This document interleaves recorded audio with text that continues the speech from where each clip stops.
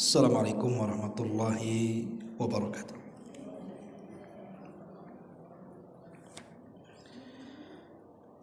Bismillah wassalatu wassalamu ala rasulillah wa ala alihi wa sahbihi wa mawalah wa la hawla wa la quwata illa billahi wa ba'du. Kita lanjutkan kajian kita, masih membahas kitab Minhajul Muslim, dan kita masuk pada bab wudu, tentang hal-hal yang membatalkan wudu.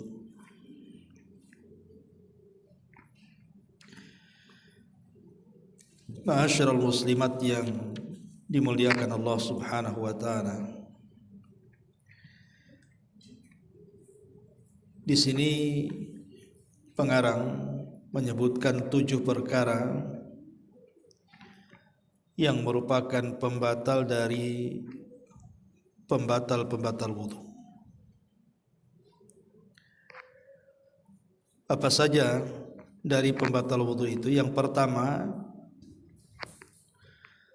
beliau menyebutkan adanya sesuatu yang keluar dari 2 lubang, kubul dan dubur, seperti air seni, madhi, wadi, kotoran atau kentut yang berbunyi ataupun yang tidak berbunyi. Semuanya itu disebut dengan hadas. Dan yang dimaksudkan dalam sabda Nabi sallallahu alaihi wasallam, la yaqbalullahu salata ahadikum idza ahdatsa hatta yatawadda. Allah tidak akan menerima salat salah seorang di antara kalian jika dia berhadas sampai dia berwudu. Jadi yang pertama adalah al-khuruj minas sabilaini qalilan kana au kathiran tahiran kana au najisan. Sesuatu yang keluar dari 2 jalan, apakah yang keluarnya itu sedikit ataukah yang keluarnya banyak, ataukah yang keluarnya sesuatu yang suci ataukah sesuatu yang najis. Yang jelas keluar dari kubul dan dubur, maka batal wudunya. Sesuatu yang najis tentu umumnya yang keluar dari 2 jalan memang najis, seperti kencing, kotoran, dan yang semacamnya. Tetapi sekalipun yang keluar itu tidak najis, seperti air mani. Air mani itu pendapat yang kuat tidak najis. Maka kalau keluar dari 2 jalur, tetap dinyatakan batal wudunya secara mutlak. Atau seseorang mengeluarkan batu, kencing batu. Batu itu suci, tetapi kalau keluar dari kubul maka membatalkan wudu. Ataupun orang yang melahirkan, terkadang ada, ya jarang sih, cuman bisa saja terjadi orang melahirkan itu tidak mengeluarkan darah, dan bayi itu suci, tetapi karena keluar dari kubul maka membatalkan wudu. Jadi ini kaedah ya. Jadi sesuatu yang keluar dari 2 jalur, baik kubul ataupun dubur, sedikit ataupun banyak, suci ataupun najis, maka membatalkan wudu.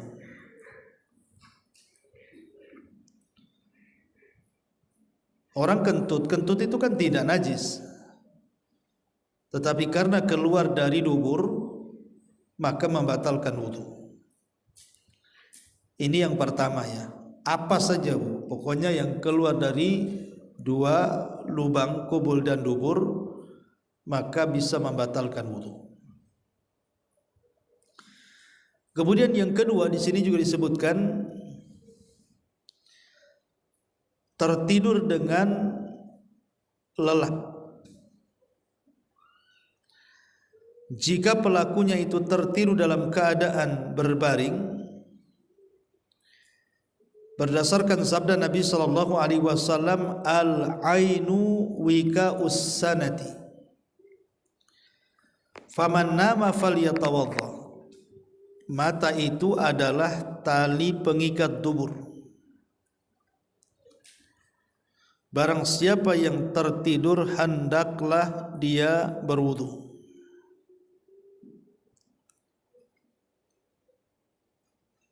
Jadi yang kedua yang merupakan pembatal wudu adalah tidur. Tidur itu membatalkan wudu. Cuman di sini pengarang mengatakan bahwa tidur yang membatalkan wudu itu dalam keadaan berbaring. Berarti kalau tidurnya tidak dalam posisi berbaring, umpamanya duduk, menurut pendapat pengarang tidak batal wudunya. Memang permasalahan apakah tidur itu membatalkan wudu ataukah tidak membatalkan wudu ini memang perselisihan yang panjang sekali. Ada yang mengatakan bahwa tidur itu membatalkan wudu secara mutlak dalam kondisi tidur apapun. Mau baring, mau duduk, mau nyandar, mau berdiri. Yang jelas dia tertidur, baik tidurnya banyak ataupun sedikit, maka pendapat yang pertama batal wudunya. Dan ini pendapat Al-Hasan Al-Basri. Kemudian juga pendapat Ishaq berdasarkan hadis Safwan ibn Asal radhiyallahu an yang disebutkan bahwa karena Rasulullah sallallahu tidak melepas sepatu-sepatu kami selama 3 hari kecuali karena junub. Tetapi kalau hanya sekedar berak, kencing ataupun tidur, maka tidak perlu melepas sepatu, cukup berwudu saja. Dari hadis ini menunjukkan bahwa wudu itu pembatal, tidur itu pembatal wudu.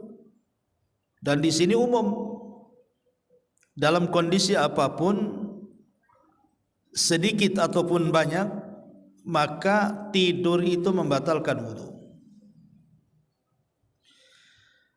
Tetapi pendapat yang lain, pendapat yang kedua, tidur itu justru tidak membatalkan secara mutlak.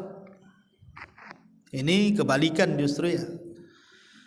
Kalau yang tadi mutlak batal, ini pendapat yang kedua pula tidak batal secara mutlak. Karena ada hadis Anas bin Malik, sahabat itu pernah mereka menunggu salat Isya sampai terkantuk-kantuk. Bahkan ketika mereka tidur itu sampai termanggut-manggut kepalanya.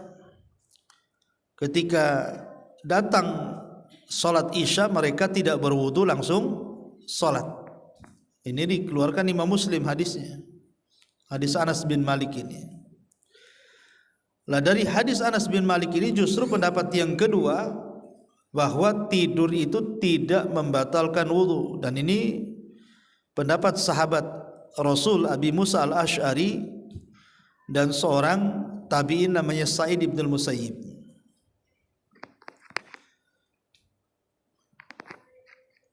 Kemudian pendapat yang ketiga,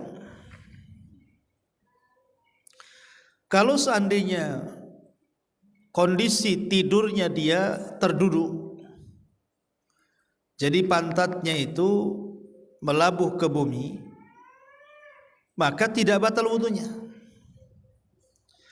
Tapi kalau seandainya tidurnya selain daripada itu, berbaring, entah terlentang, entah kemudian ke lambung kanan kiri, maka batal wudunya.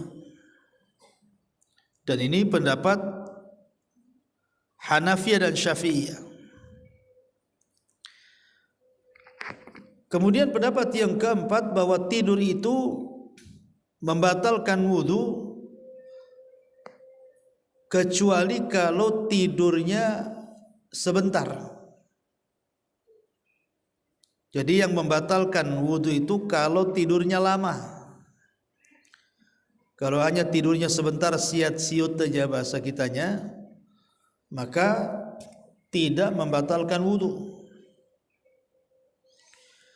Dan banyak lagi pendapat-pendapat para ulama mengatakan bahwa tidur itu ada yang membatalkan wudu, ada yang tidak membatalkan wudu, ada yang membatalkan wudu dalam kondisi tertentu, dan begitu seterusnya. Tetapi para ulama kemudian mereka mengatakan bahwa tidur yang membatalkan wudu itu adalah tidur yang lelap. Jadi tidurnya lelap. Kalau tidurnya tidak lelap, umpamanya ibu sedang tertidur, kemudian handphone bunyi, ibu langsung bangun. Artinya kan ibu tidak lelap karena paham di sekitarnya. Maka kalau seandainya tidak lelap, maka tidak membatalkan wudu. Jadi kalau seandainya tidurnya tidak lelap, tidak membatalkan wudu. Jadi yang membatalkan wudu itu kalau terlelap, tidak paham di sekitarnya. Mau sebentar, mau lama, yang jelas dia tidak tahu di sekitarnya, maka batal wudunya. Maka batal wudunya. Dan inilah pendapat yang dikuatkan oleh Syekhul Islam Ibn Taimiyah rahimahullahu taala, dan yang dipilih oleh Syekh bin Baz, Syekh Utsaimin, Lajnah Daimah, dan wallahu alam ini yang sahih. Wallahu alam. Jadi definisi tidur membatalkan wudu itu antara lelap dan tidak lelapnya, bukan dalam kondisi duduk ataukah berbaringnya. Jadi kalau seandainya ibu hanya tidur sebentar, kemudian masih mendengar di sekitarnya, masih tergugah kalau ada bunyi-bunyi di sekitarnya, berarti tidak lelap tuh. Lah yang seperti ini tidak batal wudunya. Tapi kalau sama sekali tidak mengetahui di sekitarnya, mau sebentar mau lama, maka itu membatalkan wudu. Wallahu a'lam. Kemudian yang ketiga, di sini tertutup akal dan hilangnya kesadaran. Jadi zawalul aqli, hilangnya akal, entah karena pingsan disebutkan di sini, entah karena mabok, entah karena gila, maka zawalul aqli, hilangnya akal karena pingsan, karena tidur dan yang semacamnya, maka menurut pengarang di sini batal wudunya. Batal wudunya.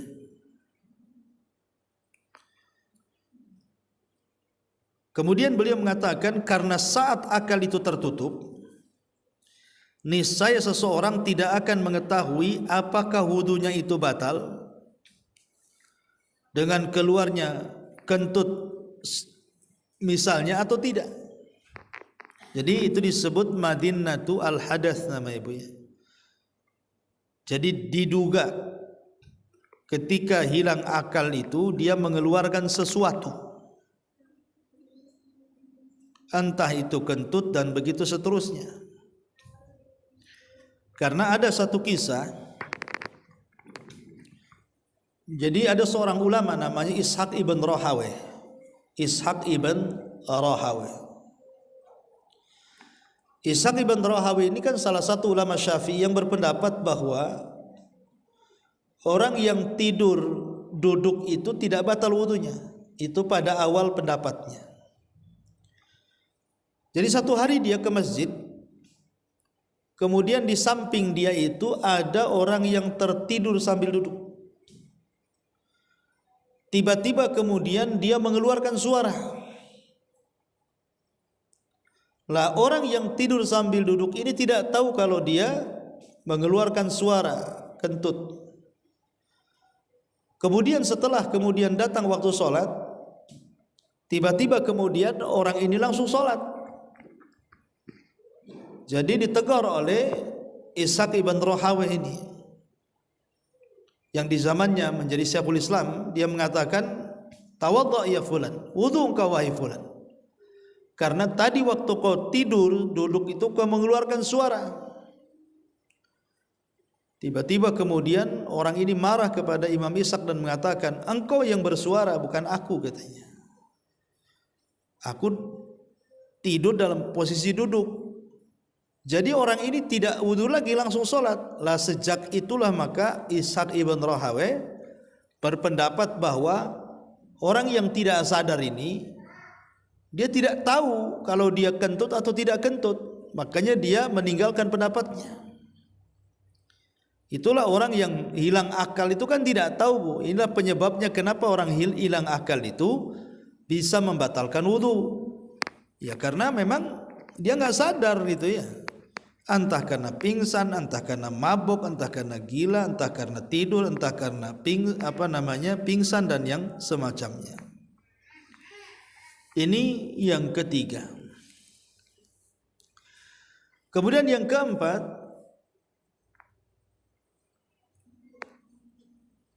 lamsu az-zakari, memegang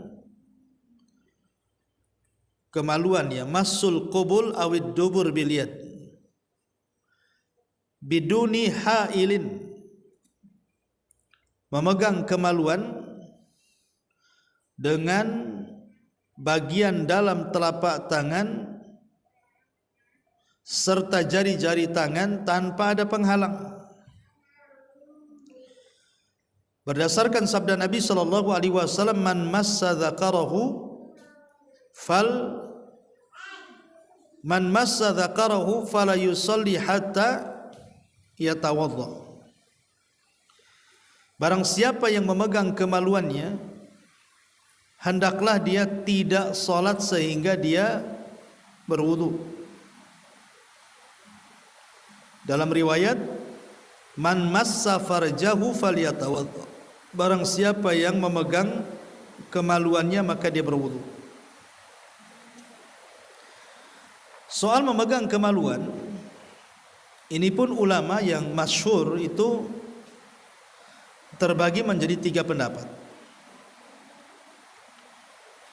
Kalau pendapatnya Imam Syafi'i,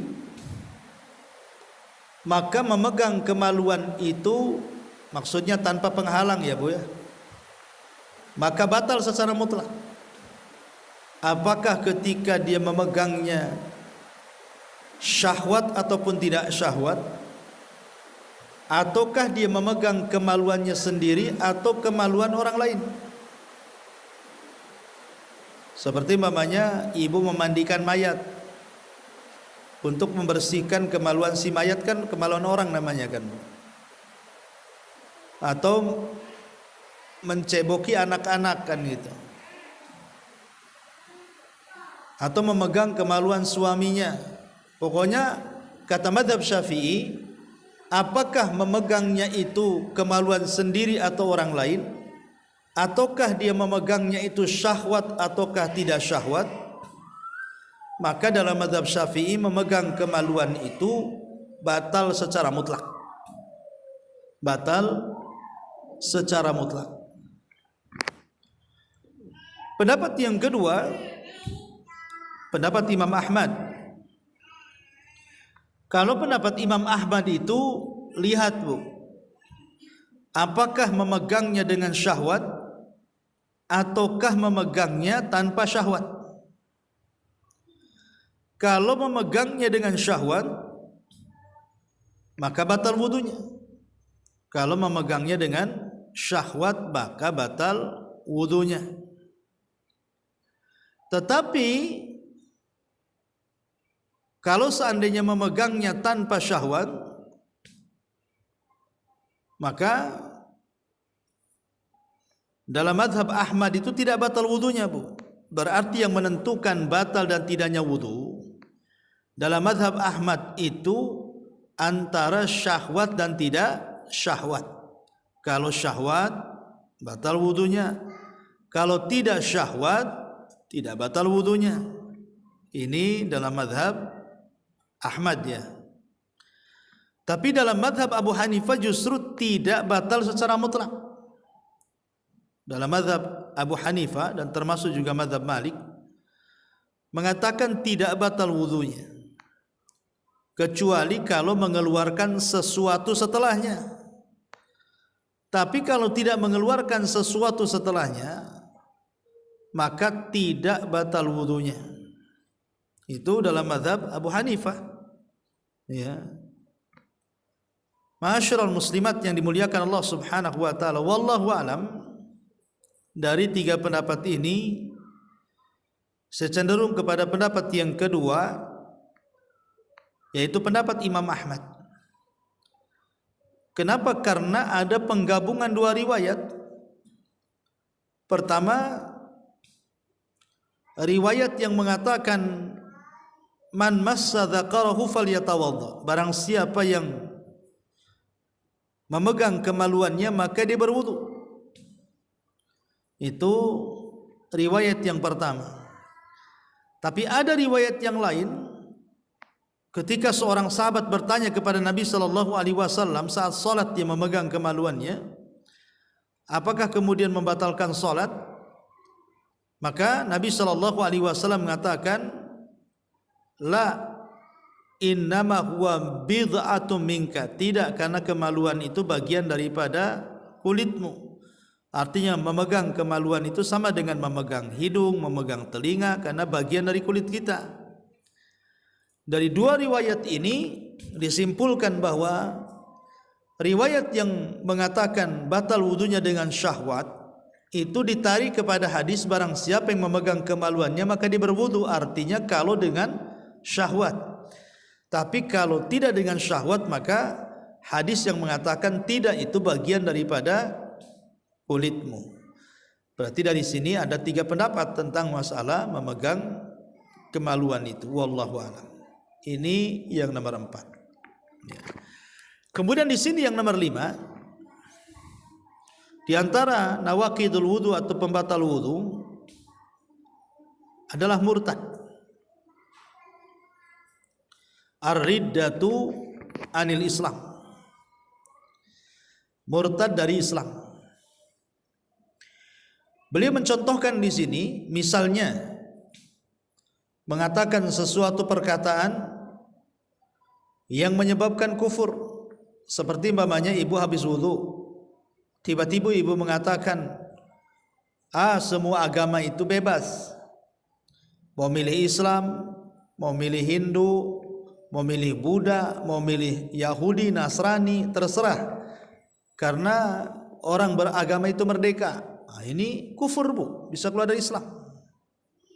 Ya, berarti kalau mengatakan seperti ini habis wudu, batal wudunya tuh. Atau mengatakan bahwa hukum selain dari hukum Allah itu lebih baik, kufur. Ya.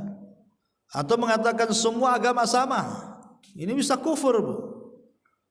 Jadi mengatakan sesuatu perkataan yang menyebabkan dia kufur. Jika seseorang mengatakan perkataan itu atau menghalalkan yang diharamkan, khamr itu halal, zina itu halal, gitu kan, maka wudunya dihukumi batal. Bahkan bukan hanya wudunya, semua amal ibadahnya terhapus. Dan ini berdasarkan surah Az-Zumar ayat 65, la in asyrakta la yahbatanna amaluka wa la takunanna minal khasirin. Jika kamu mempersekutukan Allah, niscaya akan terhapus amalanmu dan tentulah kamu termasuk orang-orang yang merugi. Dari sini terjadi silang pendapat. Apakah kemudian orang yang murtad ini, kalau seandainya dia bertobat, Bu, apakah orang yang murtad ini kalau seandainya dia bertobat, kemudian amalannya balik lagi dari nol, ataukah kemudian dibalikan lagi itu amalan yang sudah dia lakukan itu? Terjadi silang pendapat. Menurut Imam Ahmad, maka kalau seandainya seseorang kemudian dia bertobat setelah kekufuran, jadi orang yang murtad kemudian tobat, kemudian dia beramal soleh, berarti amal solehnya mulai dari nol. Karena amal soleh yang sudah dilakukan sebelum murtad terhapus dengan kemurtadannya. Berdasarkan surah Az-Zumar ayat 65 ini, lain asyrakta la yahbatanna amaluka wa la takunanna minal khasirin.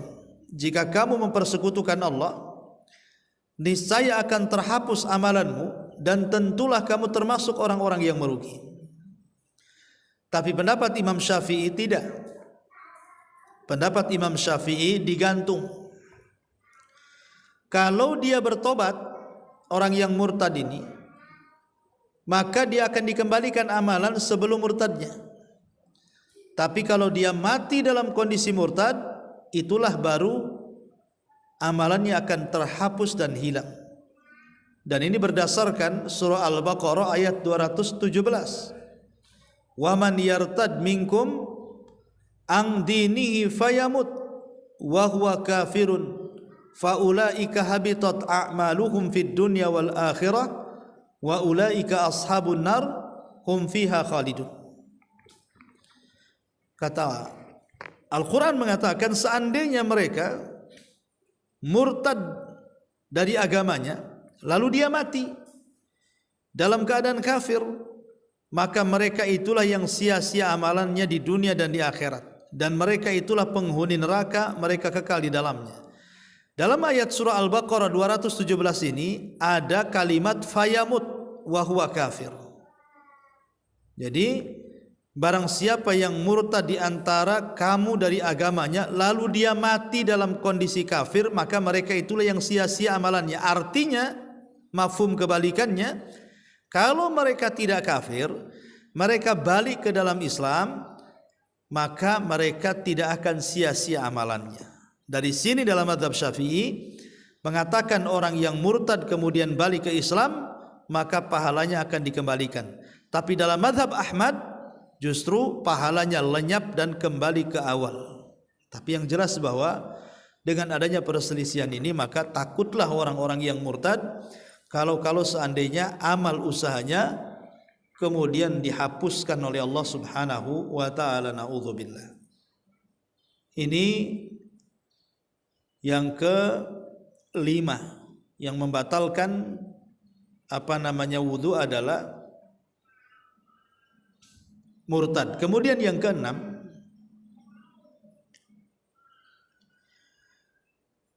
memakan daging unta.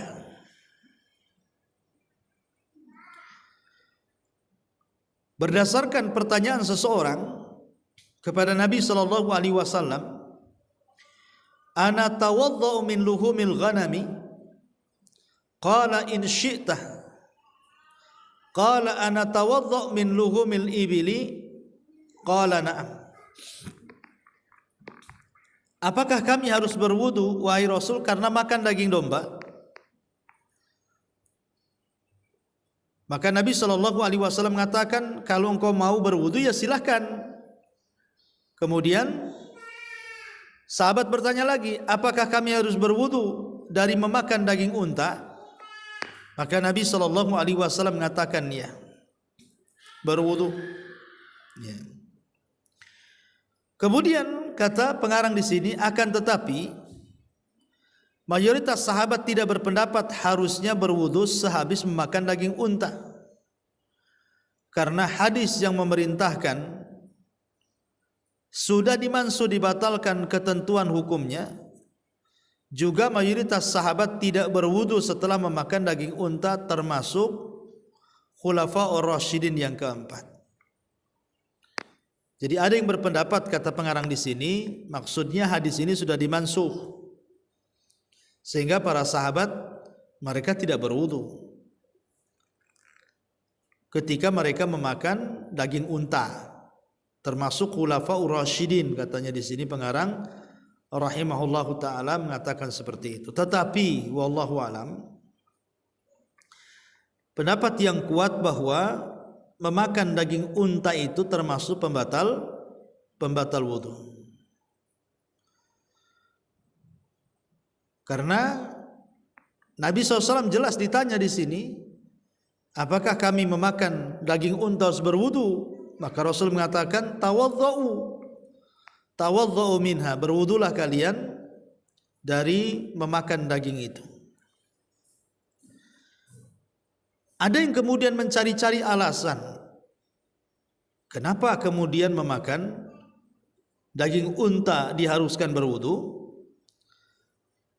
kenapa pula kemudian memakan daging kambing tidak harus berwudu. Jadi ada yang mencari-cari hikmah, karena unta itu diciptakan tabiatnya dari setan, Bu.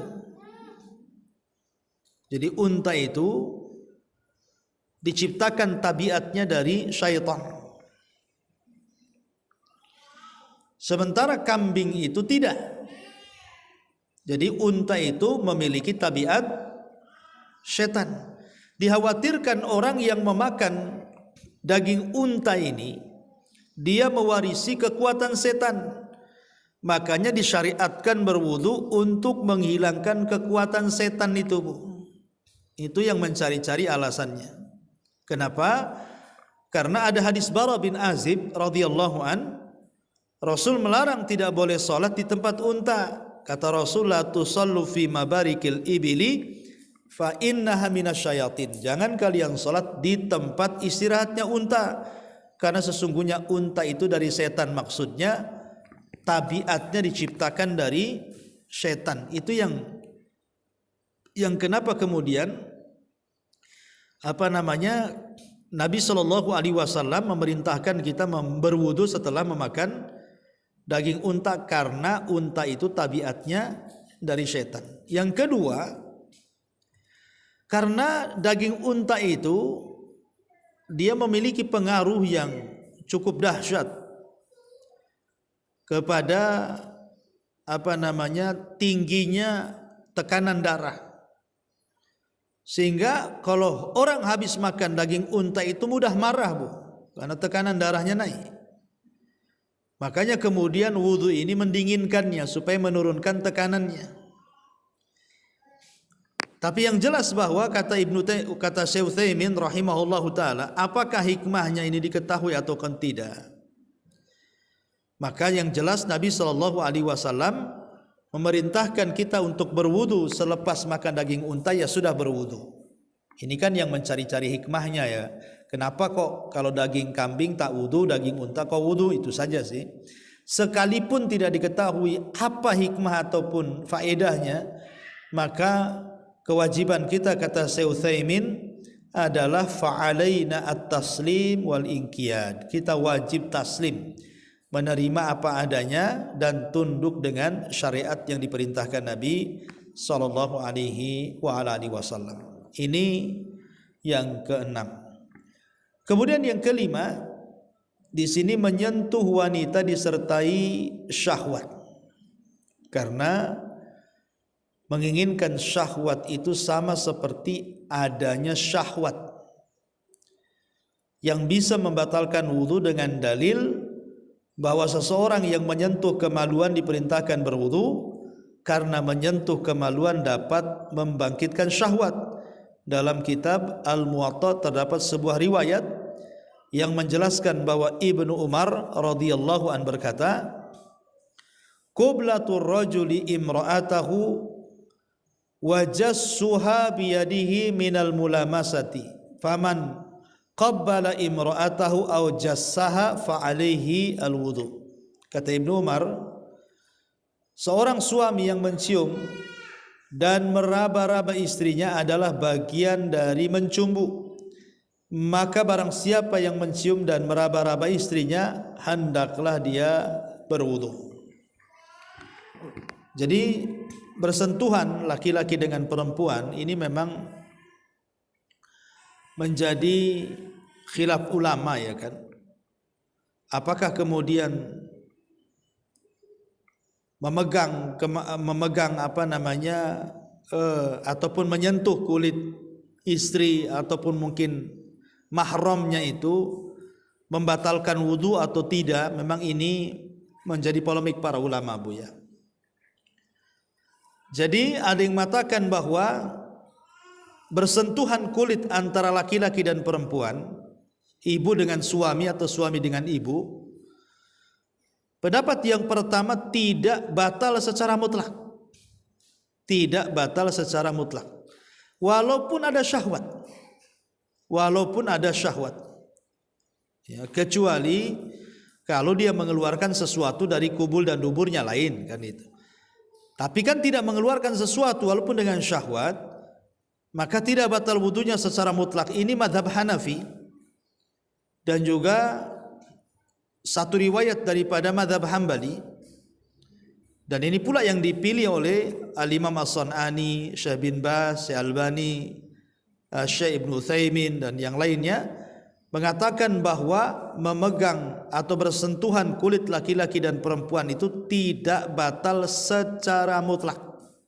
Dalilnya, pertama hadis Urwah dari Aisyah radhiyallahu anha, di mana Nabi SAW pernah mencium istri-istrinya, kemudian keluar sholat dan tidak berwudu.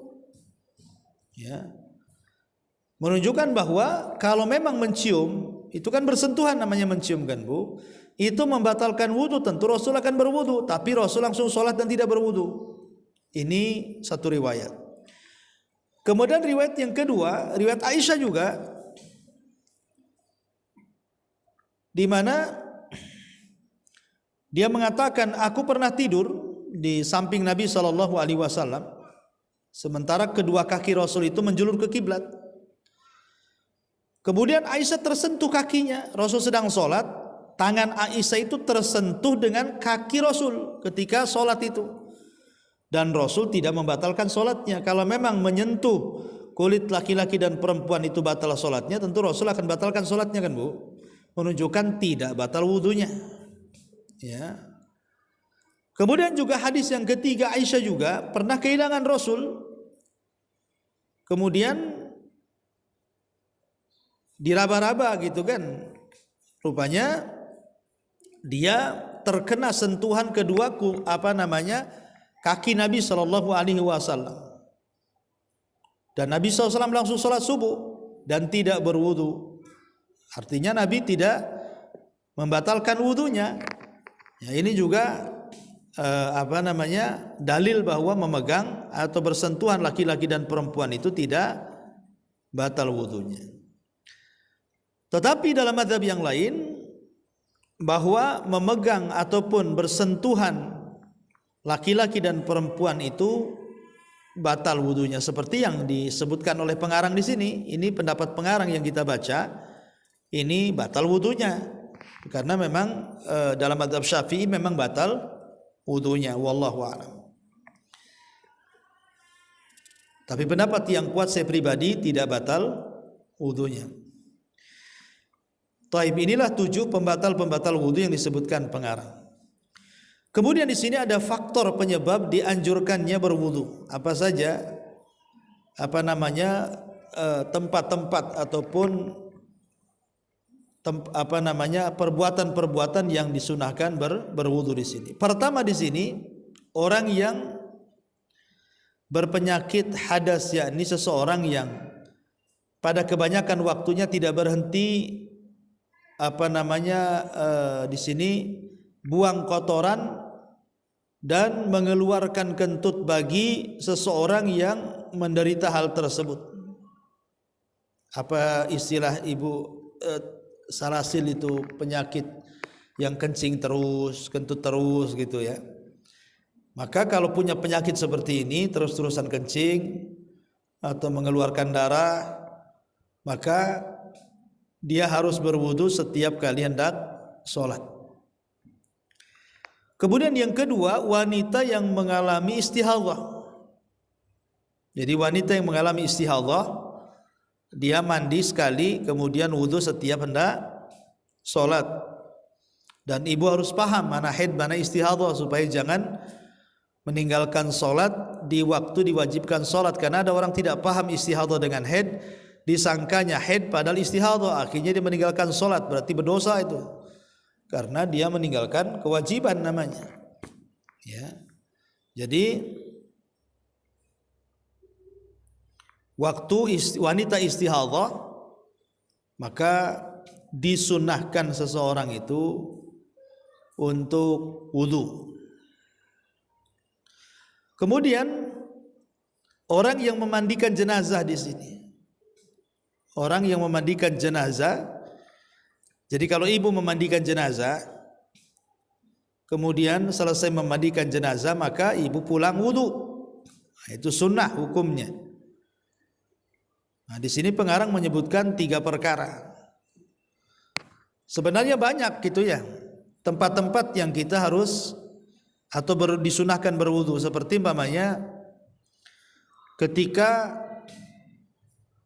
seseorang hendak berzikir, itu disunahkan berwudu karena Nabi SAW yang mengatakan inni karihtu an adzkurallah illa ala tahrin. Kata Rasul, aku tidak suka ketika mau berzikir kepada Allah tidak dalam kondisi suci. Artinya Rasul menganjurkan untuk berwudu setiap hendak berzikir.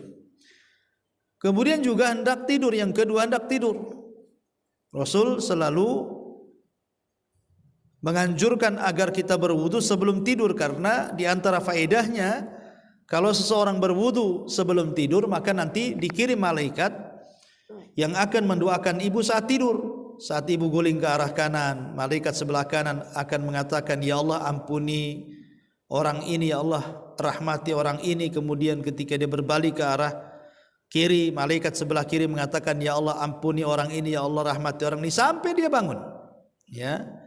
Jadi itu faedahnya berwudu sebelum tidur.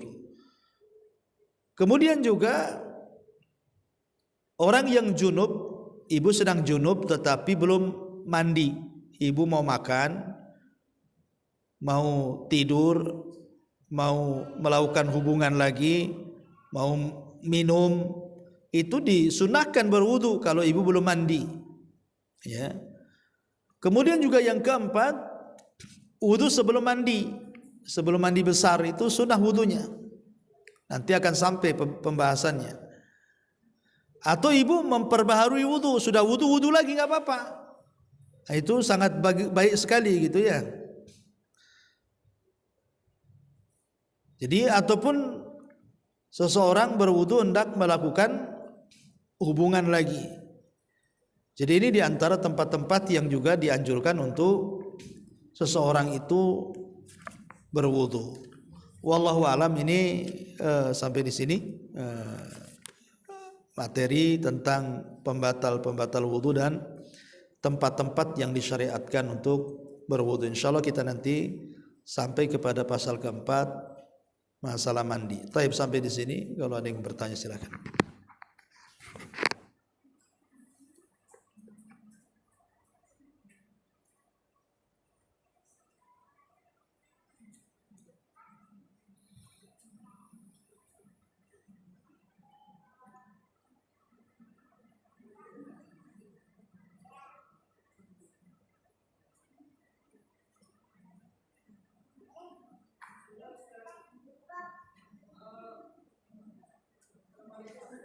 Waalaikumsalam.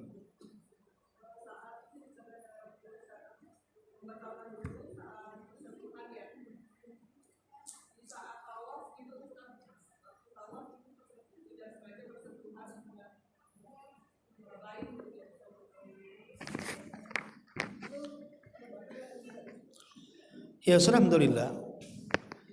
Tadi saya katakan bahwa bersentuhan kulit dengan lain jenis itu tidak membatalkan wudu. Itu pendapat yang kuat yang menurut saya. Saya mengikuti pendapat Hambali. Tapi dalam mazhab Syafi'i mengatakan batal wudunya. Tetapi ya kalau bagi yang berpendapat tidak batal wudunya sih tidak ada masalah kan. Cuman kan masalahnya menyentuh kulit yang bukan mahram kan berdosa. Tapi tidak semua yang berdosa membatalkan wudu kan. Tapi kondisi di Mekah itu kan darurat, Bu. Ya, sebab kalau seandainya seseorang menghindari untuk tidak bersentuhan itu agak sulit sekali waktu tawaf. Waktu tawaf itu sangat sulit sekali lah, kecuali tidak ramai, tapi kan ramai terus, apalagi dalam kondisi-kondisi yang seseorang itu sedang ramai-ramainya susah keluar. Apalagi tempat wudu juga jauh. Wallahu alam, ad-daruratu tubihul mahdurat. Sesuatu yang darurat itu membolehkan sesuatu yang dilarang. Tapi kalau ibu madhabnya Hambali tidak ada masalah. Yang jadi masalah itu kalau ibu madhab Syafi'i, ngikut pendapat madhab Syafi'i itu mungkin dibawa kepada darurat. Tapi kalau ibu dalam madhab Hambali, ya walaupun tidak darurat bersentuhan itu tidak batal. Tapi kepada yang bukan mahram ya berdosa gitu saja. Tapi kan kita bukan cerita dosa atau tidaknya, kita cerita batal enggaknya. Ya, pendapat yang kuat wallahu alam tidak batal. Selama tidak mengeluarkan sesuatu dari kubul dan dubur. Kalaupun syahwat tidak sampai mengeluarkan tidak batal. Itu pendapat Hambali. Wallahu alam.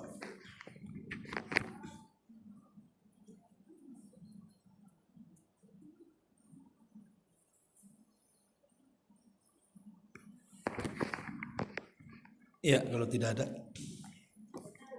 Ya.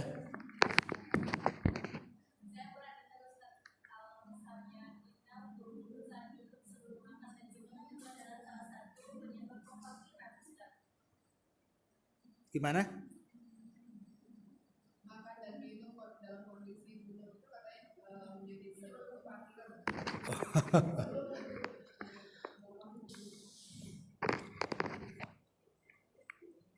Apakah kemudian makan dan minum dalam kondisi junub dan dia tidak berwudu itu menyebabkan kefakiran gitu ya? Coba saya cek dulu hadisnya ada enggak.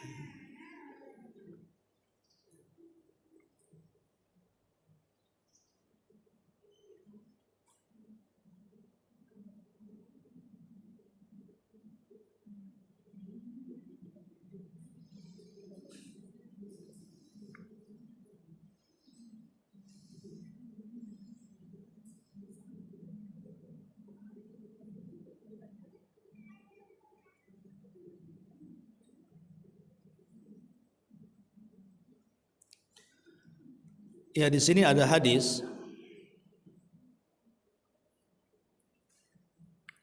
Nabi sallallahu alaihi wasallam mengatakan al-aqlu 'alal janabati yurithul faqra. Makan kepada orang yang junub tanpa berwudu tentunya itu akan mewarisi kefakiran. Tetapi kata para ulama mengatakan bahwa hadis ini laisa bisahihin. Hadis ini tidak sahih. Jadi ingat, hadis ini tidak sahih. Jadi tidak perlu kemudian takut ya, karena Syekh bin Baz rahimahullahu taala ketika ditanya masalah ini beliau mengatakan la haraja fi dzalika, la haraja fi dzalika, tidak mengapa soal itu, tidak mengapa soal itu. Artinya beliau melemahkan hadisnya, artinya tidak ada hadisnya yang mengatakan seperti itu, tidak sahih hadisnya, sehingga tidak perlu ditakutkan. Wallahu a'lam. Taib sampai di sini. Subhanakallahumma bihamdika asyhadu an la ilaha illa anta astaghfiruka wa atubu ilaik.